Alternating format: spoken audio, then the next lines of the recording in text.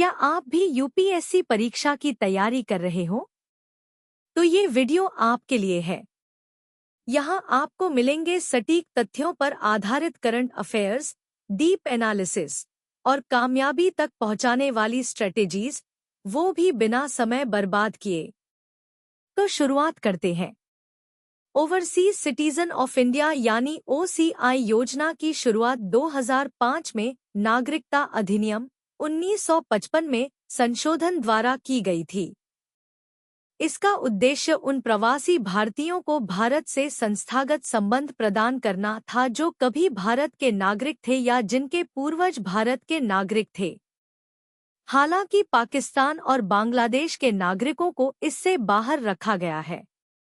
OCI card धारकों को भारत में बिना वीजा के अनिश्चितकाल तक रहने, कार्य करने, शिक्षा प्राप्त करने और संपत्ति, कृषि भूमि छोड़कर खरीदने का अधिकार प्राप्त है। वे भारतीय संसद या विधानमंडल के सदस्य नहीं बन सकते, संवैधानिक पदों पर नियुक्त नहीं हो सकते और न ही मतदान का अधिकार रखते हैं।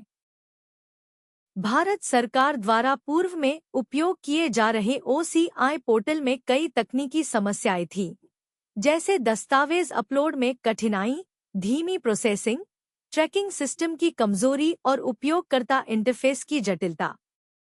इन समस्याओं को दूर करने के उद्देश्य से 19 मई 2025 को गृह मंत्री द्वारा एक नया ओसीआई पोर्टल लॉन्च किया गया।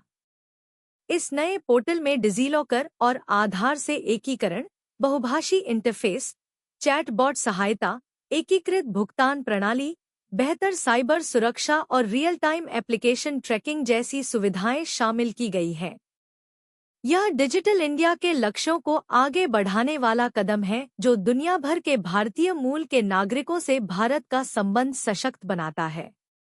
इस पोर्टल से प्रवासी भारतीयों के आवेदन की प्रक्रिया सरल और पारदर्शी होगी, भारतीय दूतावासों का कार्यभार कम होगा और निवेश, पर्यटन व आपातकालीन संपर्क जैसे क्षेत्रों में तेजी आएगी। डेटा सुरक्षा के लिए 2 स्तरीय प्रमाणीकरण और उच्च स्तर की साइबर निगरानी भी की गई है। हालांकि वैश्विक स्तर पर बढ़ती साइबर चुनौतियां, डेटा गोपनीयता कानूनों का अनुपालन और तकनीकी साक्षरता में असमानता जैसी कुछ चुनौतियां भी सामने आ सकती हैं। इससे संबंधित संभावित प्रश्न इस प्रकार है: भारत की डिजिटल कूटनीति को सुदृढ़ करने में ओसीआई पोर्टल की भूमिका पर विचार कीजिए। नागरिकता अधिनियम 1955 में किए गए संशोधनों और उनके प्रभावों को स्पष्ट कीजिए। अगर ये वीडियो आपको पसंद आया हो तो इसे लाइक करें, दोस्तों के साथ शेयर करें और चैनल को सब्सक्राइब करना बिल्कुल न भूलें। आपका एक क्लिक हमारे हौसले को प्रेरित करता है।